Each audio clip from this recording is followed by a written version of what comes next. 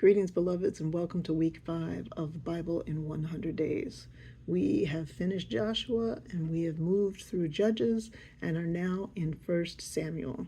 And before I get to talking about 1 Samuel, and we'll talk about Samuel more next week because we'll be there for a good part of next week, I want to talk about Judges, right? And Joshua. The violence that occurs and the conquering attitude and the possession of the chosen people and the obliteration of whole peoples, right? It's really problematic and troubling, and has been utilized. Many of those scriptures have been utilized to justify violence, to claim God as a violent God, to declare God's hatred of others over some. And so I think it's really important that we wrestle with those texts.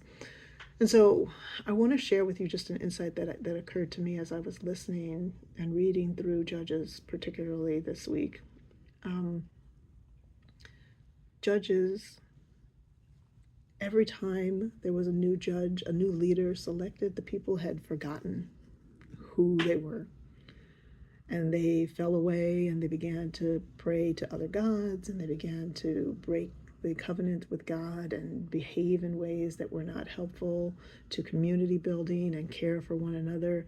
And then a new judge would rise and God would bring victory because the people would remember who they were. And this happens over and over and over again in Judges. And I think that it's important to pay attention to that thing, the thing that people forget, right? And that if we don't share our faith, if we don't pass it on to the next generation, if we don't, and that next generation might be our own children, it might be our own nieces and nephews, grandchildren, and so forth, but it also can be just our community, like making sure our community knows who and whose we are. We here at Emmanuel claim our identity in part as an anchor on the corner of recovery that is happening here in Cascade, in the Cascade neighborhood. Our identity as a recovery shelter, a hygiene center, and a food bank where no drugs, no weapons are allowed, but hope, dignity, and comfort are always extended, is really valuable. Particularly as we get ready for Putt Putt tomorrow, the fundraiser for Emmanuel Community Services. I encourage you to check that out. Hey, check out the Pastor Putters page and help me raise some funds as well for ICS to bring honor and dignity and to remember who and whose we are. Right? I mean, that's a phrase that we use in my family a lot. Remember who and whose you are.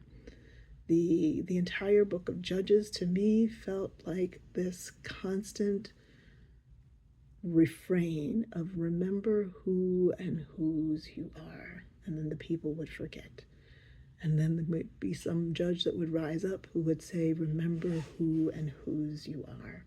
And God would bring victory, and God would bring bounty and abundance and new life. And life was a struggle for the people, but God's presence was always with them, even when they forgot God. God did not forget them. So those are pieces that I want to take away from Judges as I'm listening to it and reading through it, and I hope that you do as well. As we move into Samuel, we're going to get into a whole nother thing, but we'll talk about that next week. Meanwhile, peace.